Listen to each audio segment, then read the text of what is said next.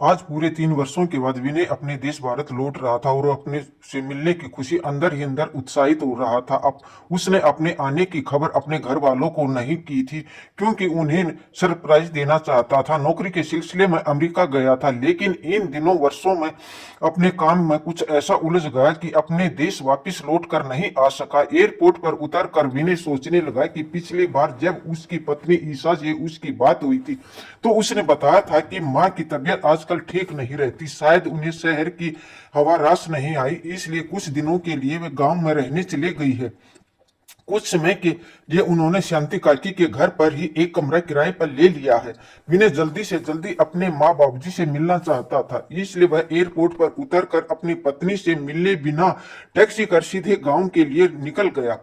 गांव पहुंचकर जैसे ही टैक्सी से बाहर निकला तो गांव की मिट्टी की सीधी सीधी खुशबू उसे अपनी ओर आकर्षित करने लगी। उसका बचपन उसकी आंखों के सामने किसी चलचित्र की तरह दिखाई देने लगा। शांति काकी के घर जाते हुए वह गांव की हर एक गली और हर एक नुक्कड़ को बड़े ध्यान से देखता जा रहा था और अपने माता पिता के साथ वहां बिताए गए अनमोल पलों को याद करता जा रहा था। जब विनय शांति काकी के घर पहुंचा तो उसे देखते ही काकी के बूढ़े चेहरे पर एक मुस्कुराहट फैल गई। प्रणाम काकी, कैसी हो आप? मैं अच्छी हूँ बेटा, तुम लोगों का क्या हालचाल है? मैं ठीक हूँ काकी। ऐसा कहते हुए विनय इधर उधर नजर दौड़ाने लगा। उसकी नजरें अपने माता पिता को ढूंढ रही थी। तभी शांति काकी बोली, क्या हुआ विनय बेटा, किसे ढूंढ रहा है? फिर विनय कहने लगा, काकी मेरे माँ बाबू कहाँ हैं? बहुत समय हो गया है उनसे मिले हुए, क्या आप उन्हें बुला देंगी? विनय की बात सुनकर शांति काकी हैरान रह गई। ये क्या बात कर रही हो बेटा, तुम्हारी माँ बाबूजी तो शहर में ही रहते हैं ना। मुझे तो कितने साल हो गए तेरी माँ से मिले हुए। यह सुनकर विनय के चेहरे का रंग उड़ गया और फीकी सी मुस्कुराहट के साथ बोला, लेकिन काकी माँ बाबूजी तो कब से गांव वापिस आ चुके थे और वे तो यही गांव में आपके घर पर रह रहे थे। तभी काकी हैरानी से बोली, नहीं विनय बेटा, तुझे कोई गलतफहमी हुई होगी। तेरी माँ बाबूजी तो कब से यहाँ आए ही नहीं। सावित्री से मिलने को तो मेरा भी आंखें कब से तरस गई हैं। यह सुनकर विनय की हैरानी का ठिकाना ना रहा। वह गंभीर सोच में पड़ गया। फिर बाहर निकलकर विनय गांव के अन्य लोगों से भी पूछताछ करने लगा, लेकिन उसे कुछ पता नहीं चला। आखिर माँ बाबूजी हैं कहाँ? यह सोचते हुए उसे अपनी पत्नी को फोन लगाकर उसे पूछना चाहा तो पाया कि उसकी पत्नी का फोन स्विच ऑफ था। उसने बहुत बार कोशिश की लेकिन अपनी पत्नी से बात नहीं कर पाया। थक हार कर विनय वापस टैक्सी में आकर बैठ गया और अपने शहर की ओर निकल पड़ा। विनय को इतना परेशान देखकर टैक्सी ड्राइवर ने उसकी परेशानी का कारण जानना चाहा तो विनय ने उसे सारी बात बता दी। जैसे ही वे लोग शहर पहुंचे तो टैक्सी ड्राइवर ने गाड़ी को माता रानी के मंदिर के बाहर रोक दिया और कहने लगा, बाबूजी इस मंदिर की बहुत मान्यता है। कहते हैं इस मंदिर में माथा टेक कर जो भी मांगो वह मुराद पूरी हो जाती है। टैक्सी ड्राइवर की यह बात सुनकर विनय उस मंदिर में माथा टेकने चला गया। मंदिर में प्रार्थना करने के बाद जैसे ही मंदिर के प्रांगण में आया तो उसने देखा कि वहां बहुत भीड़ जमा थी, क्योंकि वहां कुछ लोगों द्वारा प्रसाद वितरित किया जा रहा था और बहुत से गरीब और भूखे लोग वहां प्रसाद लेकर खा रहे थे। तभी उसकी नजर एक बूढ़े व्यक्ति पर पड़ी। वह व्यक्ति मैले कुचेले कपड़ों में था, उसकी दाढ़ी और नाखून बढ़े हुए थे और बहुत मुश्किल से चल पा रहा था। वह भीड़ में घुसकर प्रसाद लेने की कोशिश कर रहा था, परंतु कोशिश करने के बावजूद अंदर जाने में नाकामयाब हो रहा था। वह कमजोर बूढ़ा व्यक्ति हिम्मत करके फिर से प्रयत्न करने लगता, परंतु भीड़ में टिक पाने की वजह से असमर्थ पा रहा था। लेकिन जैसे तैसे कोशिश करने के बाद जब प्रसाद लेने के लिए पहुंचा तब तक प्रसाद समाप्त हो चुका था। वह बूढ़ा व्यक्ति निराश और निठाल होकर वहीं बैठ गया। उसकी आंखों से आंसू बहने लगे। विनय को उस वृद्ध व्यक्ति पर बहुत तरस आया। वह दौड़कर उसके पास आया और उसके कंधे पर हाथ रखकर कहने लगा, बाबा आप परेशान मत हो, मैं आपके लिए खाना लेकर आता हूँ। ऐसा कहते हुए जैसे ही विनय खाना लेने के लिए जाने लगा तो एकाएक चौंक गया। वह व्यक्ति उसे कुछ जानना पहचाना सा लगा। उसे ऐसा लगा जैसे उस वृद्ध व्यक्ति में अपने पिताजी की झलक दिखाई दी हो। एकाएक उसके दिल की धड़कन तेज हो गई और वह जाते जाते अचानक रुक गया और वापस मुड़कर विनय ने उस वृद्ध व्यक्ति की ओर गौर से देखा तो उसे ऐसा महसूस हुआ जैसे उसकी आंखों के सामने जैसे अंधेरा सा छा गया हो। वह देखकर दंग था कि मैले कुचैले कपड़ों में वह बुजुर्ग व्यक्ति और कोई नहीं बल्कि उसके पिता राधेश्याम जी थे।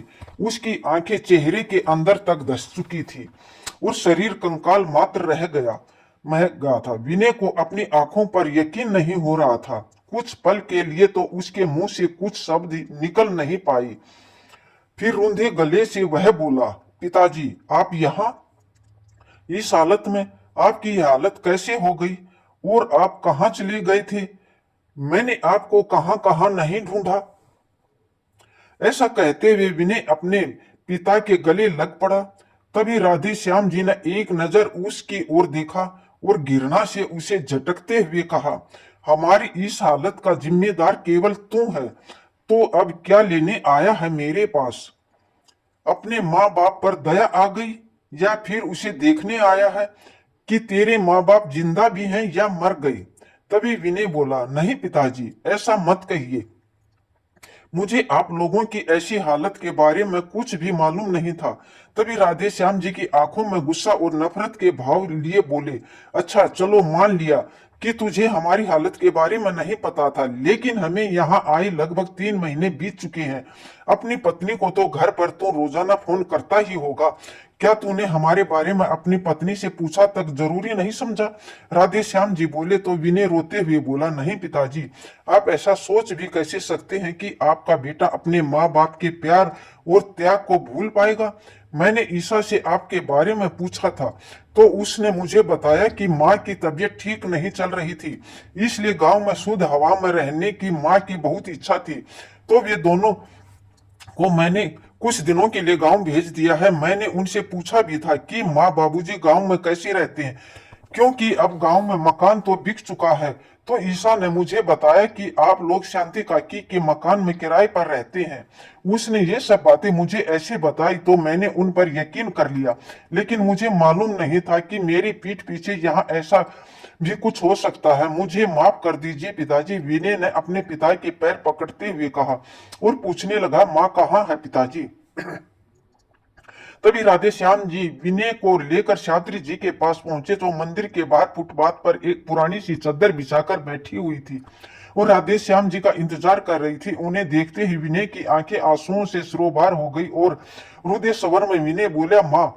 माँ का स्वर सुनकर शास्त्री जी की आंखें अचानक विनय की ओर देखने लगी और उसे देखते ही गुस्से में से बोली, तेरी हिम्मत भी कैसी हुई मुझे माँ कहकर बुलाने की? तुम मेरा कोई नहीं लगता और समझ लेना कि हम भी तेरे लिए मर गए हैं, चल जा यहाँ से। तभी विनय रोते हुए अपनी माँ के पैरों में गिर पड़ा और बोला, आपने इस नालायक बेटे को बस एक बार माफ कर दीजिए माँ, गलती मेरी है जो मैंने ईसा पर आंख मूंद करके भरोसा किया और उस पर यकीन करके आप दोनों की जिम्मेदारी उसे देकर विदेश चला गया था। लेकिन मुझे मालूम नहीं था कि जब मैं आप लोगों से मिलूंगा तो आपको ऐसी हालत में देखूंगा। लेकिन माँ, आज मैं कसम खाता हूँ कि आप लोगों की एक एक परेशानी का हिसाब लूंगा। माँ, आप खुद ही सोचिए, क्या आपका विनय आपके साथ कभी ऐसा कर सकता है? आपकी यह हालत देखकर मुझ पर जो बीत रही है वह मैं ही जानता हूँ। इतना कहते हुए विनय अपनी माँ से लिपट कर फूट फूट कर रोने लगा। विनय ने अपने माँ पिताजी को टैक्सी में बिठाया और उन्हें एक अच्छे से होटल में ले गया। वहां पेट भर खाना खिलाया, वही उनके रहने का इंतजाम करवाया। इतने आलीशान होटल को देखकर राधे श्याम जी और सावित्री जी हैरान रह गई। तभी विनय बोला, माँ पिताजी आप यहाँ आराम से बैठिए, सब कुछ ठीक हो जाने पर मैं आपको घर लेकर चलूंगा, लेकिन सबसे पहले मुझे पूरी बात बताइए ताकि मुझे भी पता चले कि ईसा ने मुझे क्या क्या छुपाया है। बेटा क्या बताऊं, तेरे जाने के बाद 4-5 महीने तक तो मुझे बहू का व्यवहार बहुत अच्छा लगा था। हम तो खुद ही बड़े खुशनसीब हैं। मुझे समझ है कि ईश्वर हर पल का शुक्रिया अदा करते हैं ऐसा बेटा मिला, लेकिन हमें क्या पता था कि बहू का अच्छा व्यवहार केवल हमें भ्रमित करने के लिए है। जब उसे यहाँ मालूम चला कि अभी 2 साल के लिए अमेरिका में ही रहने वाला है, उसका रवैया एकदम बदल गया। सारा दिन बहू अपनी माँ से फोन पर बातें करती रहती थी और सारा काम करने का जिम्मा केवल तेरी माँ पर था। फिर राधे श्याम जी बोले, बेटा ईसा बहू हमसे रोजाना बदतमीजी करती और तेरी माँ कुछ बोलती तो घर का ताड़म मचा देती थी। एक दिन सुबह सुबह जब हम लोग नींद से जागे तो देखा कि बहू घर से गायब थी। हमने पूरा घर छान मारा लेकिन वो कहीं नहीं थी। हमने बहू को फोन लगाया लेकिन फोन भी नहीं उठाया। किसी अनहोनी के डर से हमारा दिल अंदर तक कांप उठा था। दोपहर के समय में जब बहू घर लौटी तो हमारी जान में जान आई, लेकिन हमने देखा कि उसके हाथ में एक बड़ा सा बैग था। हम बहुत हैरान रह गई। पहले इसे कुछ पूछते तो बोला, माँ पिताजी आप लोग आज के आज और अभी के अभी अपना सामान अपने कमरे से निकाल लीजिए और स्टोर रूम में रख दीजिए। आज से आप हाल में सोएंगे क्योंकि आज मेरी माँ इस घर में रहेगी। बहू की यह बात सुनकर राधे श्याम जी और सावित्री जी को बड़ी हैरानी हुई। तो राधे श्याम जी ने कहा, ये क्या कह रही हो बहू तुम? हम हाल में कैसे सोच सकते हैं? तुम्हारी माँ तो कुछ दिनों के लिए आई होगी। तो एक काम करो, तुम्हारी माँ और सावित्री अंदर के बेड पर सो जाएंगी और मैं हाल में सो जाऊंगा। राधे श्याम जी तो ईसा बोली, मैंने कब कहा है कि मेरी माँ कुछ दिनों के लिए आई है? यह उनका घर है और वह अब हमेशा के लिए रहेगी। और आप लोगों से मैंने जितना कहा है आप उतना ही कीजिए, ईसा ने गुस्से में कहा। तो राधे श्याम जी बोले, बहू तुम्हें मालूम है कि सावित्री जी की तबीयत ठीक नहीं रहती। उसकी कमर में बहुत दर्द रहता है। उसे जमीन पर नहीं लेटा जाएगा। तभी ईसा भटकते हुए बोली, वह सब मैं नहीं जानती, जल्दी से कमरा खाली कीजिए, नहीं तो इस घर के दरवाजे खुले हैं, आप लोग इतना इंतजाम खुद देख सकते हैं। बहुत बहु ईसा की बात सुनकर सावित्री जी को बहुत बुरा लगा। वह गुस्से में बोली, आप जरा विनय को फोन लगाइए, तुझे उससे बात करनी है। विनय बेटा, इस बात के होने के बाद हमें तुझसे कई बार फोन मिलाया लेकिन तूने एक बार भी हमारा फोन उठाना जरूरी नहीं समझा। यह बात सुनकर विनय हैरान रह गया और बोला, लेकिन माँ पिताजी मेरे पास तो आपका कोई फोन नहीं आया। अरे हाँ, याद आया, मेरे फोन का नंबर बदल गया था। इस बारे मैंने ईसा को बताया था और उसने कहा था कि आपको भी इस बात के बारे में खबर कर दी। फिर राधे श्याम जी बोले, लेकिन बेटा हमें बहू ने इस बारे में कुछ नहीं बताया। हम तो बस अब तक यही सोच रहे थे कि तू भी बदल गया है, तूने भी हमसे मुंह मोड़ लिया है। फिर सावित्री जी बोली, बेटा मैंने बहू को एक बार कहा भी था कि मेरी एक बार विनय से बात करवा दो। तभी ईसा ने कहा, मेरे पति ने आपका ठेका नहीं ले रखा है क्या? हर बात पर आप लोग विनय को फोन लगाने की बात करते हैं। वह वहां काम करने के लिए गया है, आराम करने नहीं। और वैसे भी आप सबको मालूम है कि आपकी रजामंदी से ही अपनी मम्मी को मैं यहाँ लेकर आई हूँ।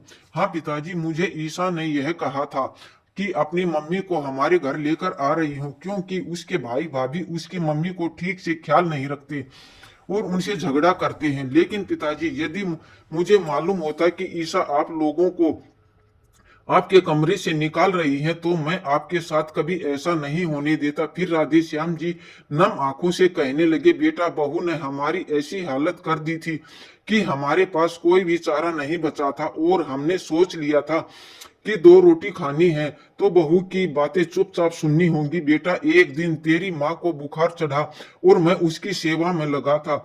वैसे तो पूरे घर का काम तेरी माँ ही करती थी। तो उस दिन बहू ने आकर कहा कि मेरे मामा जी घर आ रहे हैं, इसलिए माँ जी आज अच्छा सा खाना बनाइएगा। तो मैंने कहा कि कैसी निर्दयी हो बहू, क्या तुम्हें नजर नहीं आ रहा तुम्हारी सास बीमार है? तुम्हें तो उसकी सेवा करनी चाहिए, उल्टा तुम ही उसे काम बता रही हो। इस पर समधन जी मुझे कहने लगी कि आप जाकर इसके लिए दवाई ले आइए, दवाई खा लेगी तो राहत भी मिलेगी और काम में मन भी लगेगा और वैसे भी तबीयत ठीक हो जाएगी। या नहीं, घर का काम तो करना ही पड़ता है। तो बेटा मुझे समधन जी की यह बातें सुनकर बड़ी हैरानी हुई और मैंने गुस्से में कह दिया कि आप भी एक औरत हो और आपको मेरी पत्नी का दर्द समझना चाहिए। आज मेरी पत्नी घर का कोई काम नहीं करेगी। फिर सावित्री जी बोली, बेटा उस दिन के बाद ईसा बहू और समधन जी दोनों मिलकर आए, दिन हमें बातें सुनाती। बहू ने तो हमें खाना तक देना बंद कर दिया। जैसे तैसे करके तेरे पिताजी रसोई घर में जाकर अपने लिए खाना बना कर लाते और खा लेते। उसमें बहू चिल्लाती थी। एक दिन घर में बहू ने किटी पार्टी रखी और घर का पर बहू की बहुत सी सहेलियां आई हुई थी। उस दिन बहू ने हमें कहा, रसोई में 15 लोगों का खाना बनाना है और तेरे पिताजी को कुछ पैसे देकर बाजार से सामान लाने के लिए भेज दिया और मुझे खाना बनाने के काम पर लगा दिया। यहाँ तक कि जब खाना तैयार हो गया तो सबको परोसने के लिए हम दोनों को ही कहा। समधन जी और बहू मेहमानों के साथ पत्ते खेलने में व्यस्त हो गई। सब लोग हंसी के ठिठाके लगा रहे थे। बीमार होने के कारण मुझे इतना सब काम नहीं किया जा रहा था। यह सब देखकर तेरे पिताजी का गुस्सा उबाल पड़ा और उसने सारा खाना उठाकर फर्श पर गिरा दिया। यह सब देखकर बहू का पारा सातवें आसमान पर पहुंच गया। वह चिल्लाकर बोली, आप लोगों की इतनी हिम्मत कि मेरी सहेलियों के सामने मेरी बेइज्जती कर दी। उधर बहू की माँ मोहिनी भी बहू को भटकाते हुए कहने लगी, बेटी ईसा, तुम ही इन लोगों को तरस खाकर घर में बैठाई हुई हो, लेकिन निकाल क्यों नहीं करती इन लोगों को। हाँ माँ, आप ठीक कह रही हैं। इन्हें घर में रख कर मैं इन पर एहसान कर रही हूँ। यह मेरे एहसान का इस तरह बदला ले रही है। जल्दी से अपना सामान समेटिए और चल दीजिए। ये सब बताते हुए शास्त्री जी फूट फूट कर रोने लगी और कहने लगी, बेटा तू नहीं जानता, बहू ने भरी दोपहरी में हमें घर से बाहर निकाल दिया। हम कहाँ जाते। गांव वाला मकान भी अब अपना नहीं रहा था। हम लोग सड़क पर आ गए थे। मेरी हालत तो पहले ही खराब थी। आसमान के तूफान झेल कर तेरे पिताजी भी बीमार रहने लगे। थोड़ी थोड़ी देर में इन्हें सांस चढ़ने लगता था। हम कहाँ जाते, कैसे खाते। इसलिए हम इस मंदिर के बाहर आकर बैठ गए। लेकिन तुम हम तक कैसे पहुँचे बेटा, शास्त्री जी पूछने पर विनय ने कहा, माँ आप लोगों को घर से निकालने के बाद ईसा ने मुझे कहा था कि आप लोग तो शांति काकी के पास गांव में चले गए हैं। और मैंने कुछ दिनों बाद उनसे पूछा था, माँ बाबूजी को फ़ोन क्यों नहीं लग रहा, तो उसने बताया था कि आपका फ़ोन घर पर ही रखा है और आप लोग गांव वालों के साथ तीर्थ यात्रा पर गए हैं। इस कारण आप लोगों से बात नहीं हो पाएगी।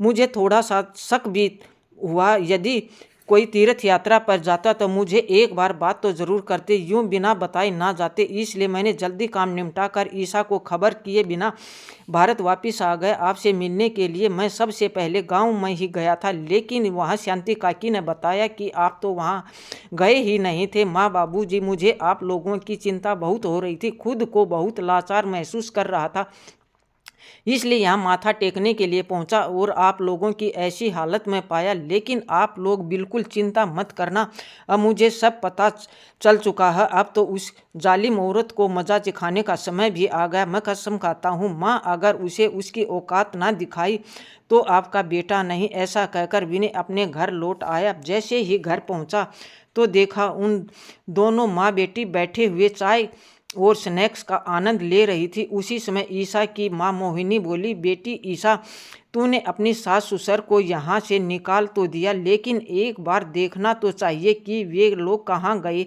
और क्या कर रहे हैं। कहीं उन्हें दामाद जी को सारी खबर तो कर दी तो हमारा क्या होगा। अरे माँ, आप भी क्या बात करती हैं। जब उन्हें अपने बेटे का फ़ोन नंबर ही नहीं मालूम तो वह उन्हें फ़ोन कैसे करेंगी। आप निश्चित रहिए, और वैसे भी उनके आने में अभी बहुत समय बाकी है।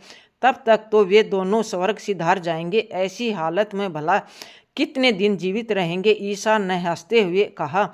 तभी मोहिनी जी बोली, लेकिन बेटी, अगर दामाद जी पूछेंगे तो तुम क्या बताओगी। फिर ईसा ने कहा, माँ, जब तक आपके दामाद जी भारत वापस आएंगे तब तक उनकी कुछ सोच लेंगे। अभी तो लाइफ का इंजॉय करो। और ये बात करते हुए दोनों जोर जोर से हंसने लगी। तभी विनय अंदर चला आया और उन्हें देखते ही ईसा के चेहरे का रंग उड़ गया और ठिठक कर उठकर खड़ी हो गई। अरे क्या हुआ बिटिया, तुझे सांप क्यों सूंघ गया। ऐसा कहते हुए ईसा की माँ ने दरवाजे की ओर देखा तो उसके पैरों तले की जमीन खिसक गई। वे दोनों मन ही मन सोच रही थी कि कहीं विनय ने उनकी बातें तो नहीं सुन ली। उसी समय विनय हंसते हुए बोला, देखा, हैरान रह गई ना मुझे देखकर। मैं तुझे सरप्राइज देना चाहता था, इसलिए बिना बताए ही आ गया। विनय की यह बात सुनकर ईसा और उसकी माँ मोहिनी की जान में जान आई। अब उन्हें यकीन हो चुका था कि विनय ने उनकी बातें नहीं सुनी। थोड़ी देर अंदर आराम करने के बाद वीना ईसा के कमरे में आया और बोला, ईसा, एक खुशखबरी है। अब मैं तुम्हें अपने साथ विदेश ले चलूँगा। मैंने तुम्हारा वीज़ा भी बनवा दिया है। हम दोनों 2 दिन बाद अमेरिका के लिए निकल पड़ेंगे। माँ और पिताजी तो तीर्थ यात्रा पर चले गए हैं, तो उनका आना अभी नहीं हो पाएगा, और जब आएंगे तो उनसे बात करके उन्हें यहाँ ही रहने के लिए इंतज़ाम करवा दूँगा। अब तुम जल्दी से अपनी पैकिंग करना शुरू कर दो। ये बातें सुनकर ईसा की बाछी खिल उठी। खुशी के मारे उनके पैरों जमीन नहीं पड़ रहे थे। मोहिनी जी जो बातें सुन रही थी परेशान होते हुए बोली, ईशा बेटिया तुम तो विदेश जाने के बारे में सोच रही हो, लेकिन ये तो सोचो फिर मेरा क्या होगा। देखिए माँ, मैंने इतने दिन आपको रख कर आपकी सेवा की है, अब आप भैया भाभी के पास वापिस जाइए। क्या कोई बेटी के घर इतने दिन रहता है? जाइए उनसे माफ़ी मांग लीजिए। अब आपके कारण विदेश जाना तो नहीं छोड़ सकती। मैं कितनी तरसती हूँ विदेश में जाने के लिए, और अब और मौका मिल रहा था, इस मौके को हाथ से नहीं जाने दूंगी। अपनी माँ के मुंह से ये बातें सुनकर उसकी माँ हैरान हो गई। अगले दिन उसने अपनी माँ को अपने घर से विदा कर दिया और खुशी खुशी विदेश जाने के लिए तैयारी में जुट गई। जिस दिन उसकी फ्लाइट थी, विनय ने उसे फ्लाइट में बैठा कर कहा कि तुम यहीं बैठो, बस मैं 2 मिनट में आया। लेकिन जब फ्लाइट उड़ने का समय हुआ तब तक भी विनय वापस नहीं लौटा था। ईशा ने घबराते हुए बैग में से अपना फ़ोन निकाला। तभी उसने देखा फ़ोन के पास एक कागज़ रखा हुआ था। जैसे ही उस कागज़ को खोल कर देखा तो उसमें लिखा था, जाओ और खूब मज़े करना विदेश में। अब तुम्हें मालूम पड़ेगा कि किसी इंसान को अकेला और बेसहारा छोड़ देने का क्या मतलब होता है। तुमने मेरे माता पिता को घर से धक्के मार कर निकाल दिया था, उन्हें दर दर की ठोकरें खाने पर मजबूर कर दिया था, खून के आंसू रुलाए तुमने उन्हें। अब तुम्हें भी विदेश में भीख मांगना, और जब भीख मांग कर पैसे इकट्ठे हो जाएं तो वापस आ जाना और अपनी माँ के साथ ही रहना, क्योंकि अब मेरा तुमसे कोई रिश्ता नहीं है। जब तक ईशा ने यह पत्र पढ़ा तब तक फ्लाइट उड़ चुकी थी। हवाई जहाज में उड़ने के साथ साथ उसे ऐसा महसूस हुआ कि उसकी जान ही निकली जा रही है। विदेश में रहने की अपनी इच्छा के कारण वह अपने सास ससुर से छुटकारा पाना चाहती थी, और अपनी इसी इच्छा के कारण ही उसने अपनी माँ को भी बेसहारा छोड़ दिया। आज ईशा विदेश में दर दर की ठोकरें खा रही थी और अपने किए पर पछता रही थी, क्योंकि आज वो अपने ही बुने जाल में बुरी तरह फंस चुकी थी। इधर राधे श्याम जी और सावित्री जी की शादी की 50वीं सालगिरह पर विनय ने उन्हें एक बड़ा आलीशान फ्लैट खरीद कर दिया और होटल में उन्हें सीधा उस फ्लैट में लेकर गया। जैसे ही उन दोनों ने अपने बेटे के साथ घर में प्रवेश किया तो इतना आलीशान घर देखकर वे दोनों हैरान रह गए। तभी विनय बोला, मेरे प्यारे माता पिताजी को शादी की 50वीं सालगिरह बहुत बहुत मुबारक हो। अब आप दोनों लोग आपके इस घर में कोई और नहीं निकाल सकता, क्योंकि घर ये आपके नाम है। बेटे का इतना प्यार देकर राधे श्याम जी अश्रुत आंखें बोले, बेटा हमें माफ़ कर देना, तुम्हें हमें बहुत गलत समझा। आज माता पिता के साथ साथ विनय की आंखें भी खुशी के आंसू थे। कुछ समय के बाद विनय के पास ईशा का फ़ोन आया, लेकिन विनय ने उसका फ़ोन काट दिया। उसने कई बार फ़ोन लगाया लेकिन विनय ने नहीं उठाया। तब राधे श्याम जी ने के पूछने पर विनय ने कहा, सब कुछ बता दिया कि किस तरह उसने ईशा को उसके बुरे कर्मों की सज़ा दी है। इतना सुनते ही राधे श्याम जी और सावित्री जी परेशान हो गई। थोड़ी देर में ईशा जी का फिर से फ़ोन आया तो राधे श्याम जी ने फ़ोन उठाया। उधर से ईशा के रोने की आवाज़ आई और फिर गिड़गिड़ाते हुए, बाबूजी मुझे माफ़ कर दीजिए, मैंने आप लोगों के साथ बहुत बुरा किया, जिस कारण विनय ने मुझे अकेला छोड़ दिया है। उन्हें मुझसे सारे रिश्ते ख़त्म कर दिए हैं। आप ही उन्हें कुछ समझाइए ना, मैं यहाँ बहुत तकलीफ़ में हूँ। बाबूजी मुझे सबक मिल चुका है, मैं कसम खाती हूँ कि आज के बाद आप लोगों को कोई तकलीफ नहीं होने दूंगी। ईशा के इतने कहने पर राधे श्याम जी और सावित्री जी का दिल पिघल गया। उन्होंने अपने बेटे से कहकर ईशा के आने का इंतजाम करवाया। 2 दिन बाद ईशा घर पर पहुंच गई। उसने अपने सास ससुर के पैरों में गिरकर उनसे माफ़ी मांगी और उनकी खूब सेवा करने लगी। आज एक बेटे ने दुनिया वालों के सामने एक मिसाल कायम कर दी थी। लेकिन उधर ईशा की माँ मोहिनी जब अपने घर पहुंची तो देखा कि उसका सारा सामान स्टोर रूम में शिफ्ट हो चुका था। उसके अपने कमरे में उसके लिए कोई जगह नहीं थी, क्योंकि उस कमरे में उसकी बहू के पिताजी आराम फरमा रहे थे और टीवी पर गाना बज रहा था, जो बोएगा वही पाएगा, तेरा किया आगे आएगा। हमारा यह चैनल